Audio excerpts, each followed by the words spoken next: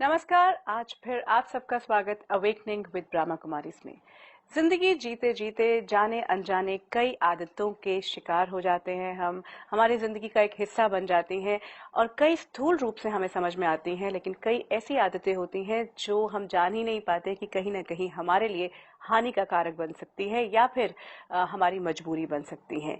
उन सभी आदतों को हमने अच्छी तरह से जानने की कोशिश की है इन पीछे की कुछ कड़ियों में। ये भी जाना है कि क्या मोटिवेट कर सकता है हमें जब हम इन आदतों को छोड़ना चाहते हैं। अब जरूरत इस बात की है कि ये जाने कि सही रास्ता क्या हो सकता है। आज हमने जान लिया कि ये आदत मेरे लिए कहीं ना कहीं परेशानी का सबब बन रही है। हमने ये भी जान लिया कि हाँ, हम मोटिवेट हो चुके हैं। कौन से ऐसे कारण थे जिन्होंने हमें मोटिवेट किया। अब जानना बाकी है कि कौन सा रास्ता अपनाएं ताकि इस आदत को हम पूरी तरह से छोड़ पाएं। इस पर बातचीत करने के लिए हमारा सौभाग्य है, हमारे साथ हैं जाने माने साइकोथेरेपिस्ट डॉक्टर गिरीश पटेल। आपका स्वागत। ओम शांति।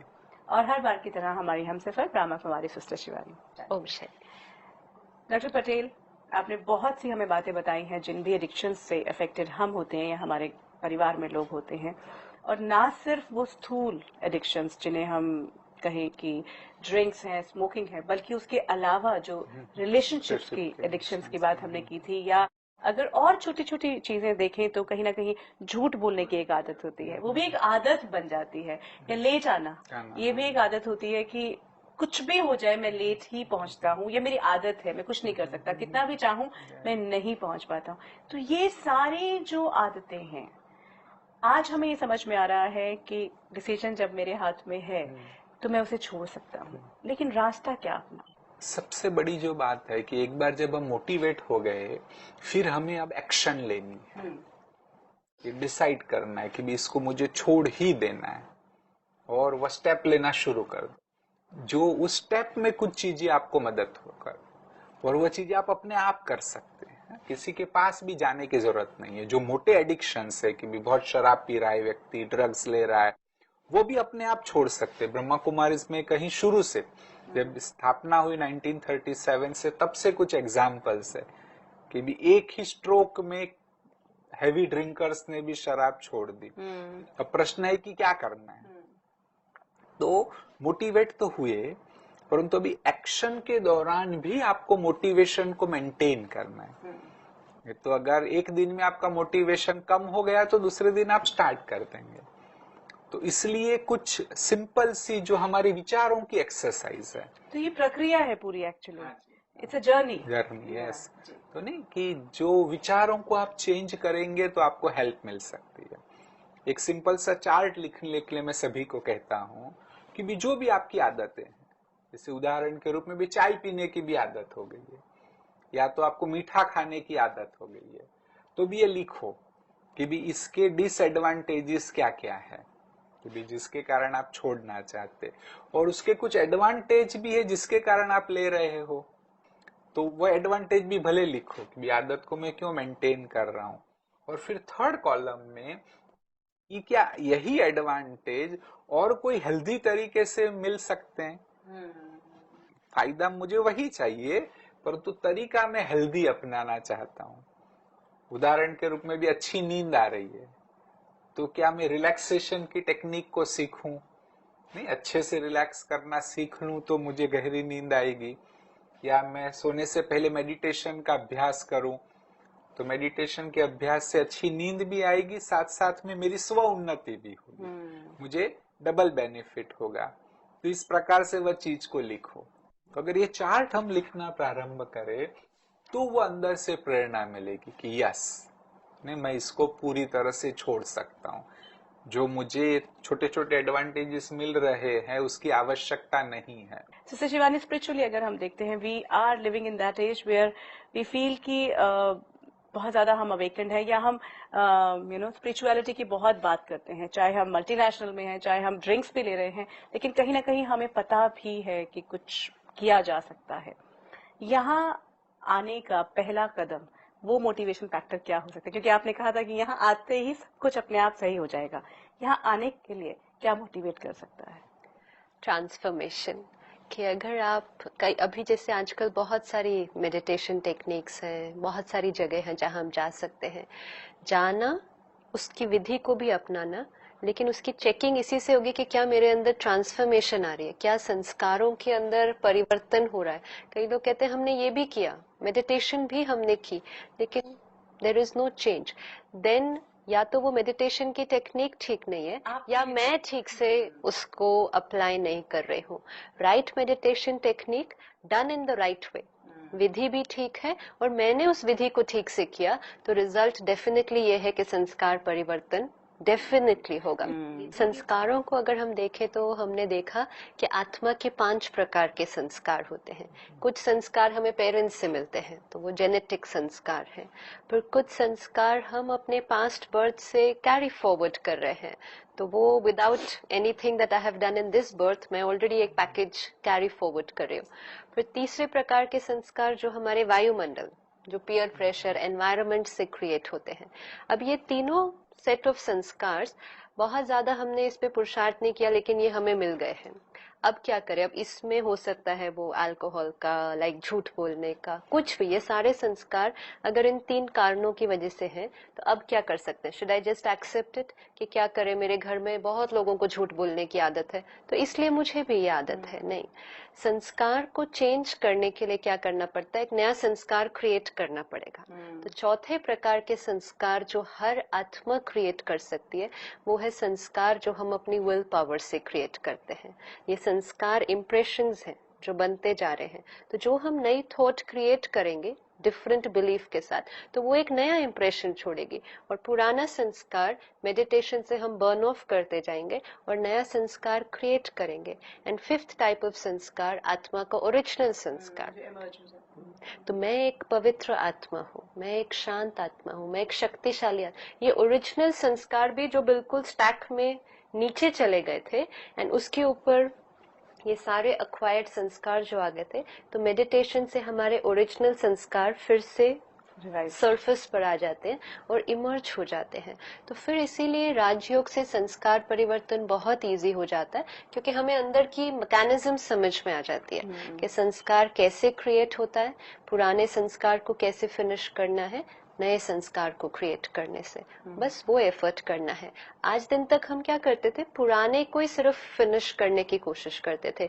गुस्सा, मुझे गुस्सा नहीं करना, मुझे गुस्सा नहीं करना, गुस्सा ही रीअफर्म होता जाता था, गुस्से का ही चिंतन होता था। Now I am creating a new संस्कार, मैं हूं ही शांत स्वरूप आत्मा। मैं गुस्से के संस्कार पर फोकस नहीं कर रही हूँ, वो ऑलरेडी है। I don't need to keep on thinking about anger now. तो I create another संस्कार कि I am a peaceful soul. तो वो अपने आप सरफेस पर आ जाएगा, पुराना संस्कार अपने आप जाता। तो जो भी संस्कार हमें तंग कर रहा है, हम उसके ऊपर ना फोकस करके, जैसे गिरीश भाई ने बताया कि उसका जो रिजल्ट है वो जो चाहिए, उस संस्कार पर फोकस करें और उसको, जैसे झूठ नहीं, मुझे झूठ नहीं बोलना है, मुझे झूठ नहीं, अगेन उसी को बोलता हूँ चाहे कुछ भी हो जाए मुझे सच बोलना है। तो focus your energy on the positive thought, तो वो आपके संस्कार में फिर ऑटोमेटिकली आता जाएगा। इनफैक्ट वही थॉट से because the brain will not create the opposite. हम उसको फीड करते हैं, मुझे झूठ नहीं बोलना है, मुझे झूठ नहीं बोलना है, तो क्या करना है? Feed the right instruction. You know, it's like आप ब्राउन कलर पहना है आपने, ऐसे मुझे ब्राउन कलर नहीं पसंद, मुझे ब्राउन कलर नहीं पसंद, तो यू विल से आपको कौन सा कलर पसंद, tell me that. You know, same thing here, मुझे ये नहीं पसंद, लेकिन आपको क्या पसंद है?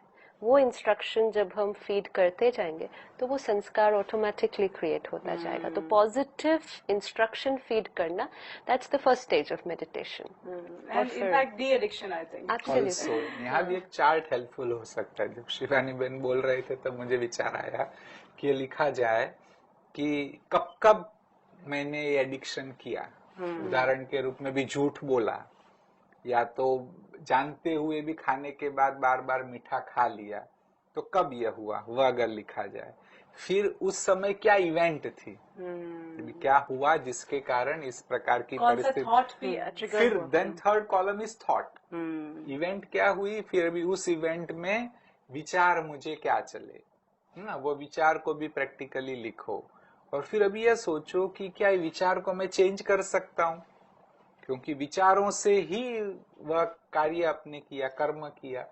तो अगर मैं विचार को चेंज कर सकता हूँ तो कर्म को भी परिवर्तन कर सकता वहां अगर लिखा जाए कि भी मुझे इस विचार को ऐसे परिवर्तन करना है, फॉर एग्जाम्पल झूठ बोला, तो क्या इतना आवश्यक था? नहीं, मैं सच बोलता तो मेरा स्वमान भी बढ़ता, मुझे अच्छा लगता कि अरे मैंने सच बोला। बल थोड़ा सा शायद सामने वाला व्यक्ति नाराज भी होगा, परंतु मेरा तो स्वमान बढ़ता।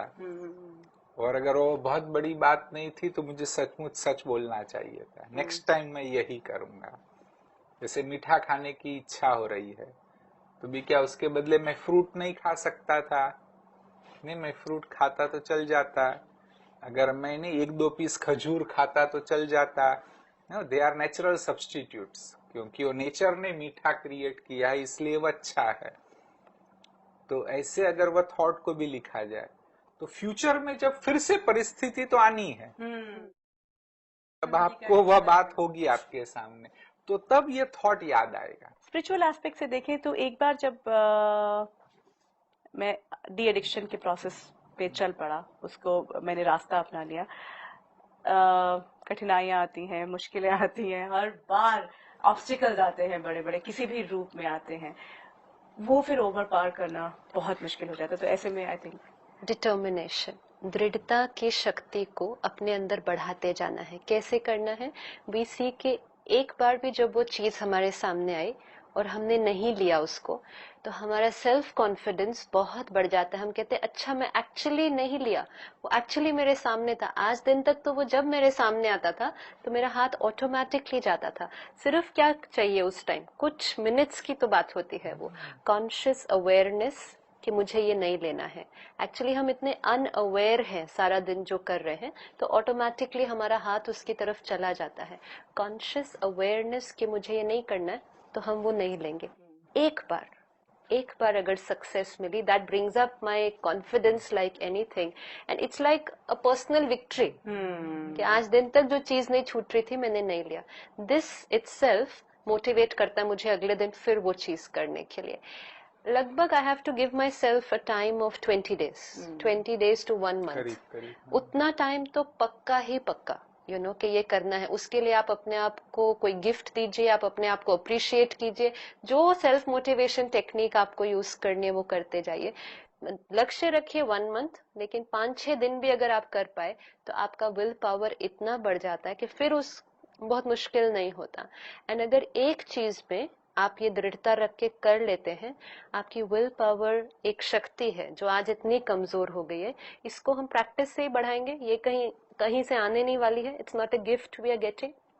ये विल पावर इतनी बढ़ जाती है जो इसको फिर हम लाइफ के किसी भी एस्पेक्ट में यूज कर सकते हैं, चाहे अपने एजुकेशन में, अपने करियर में, रिलेशनशिप्स में, अपने डीप रूटेड संस्कारों को परिवर्तन करने में। हर चीज जो आज दिन तक बहुत मुश्किल लग रही थी वो इजी हो जाती है, क्योंकि वो वेपन है विल पावर।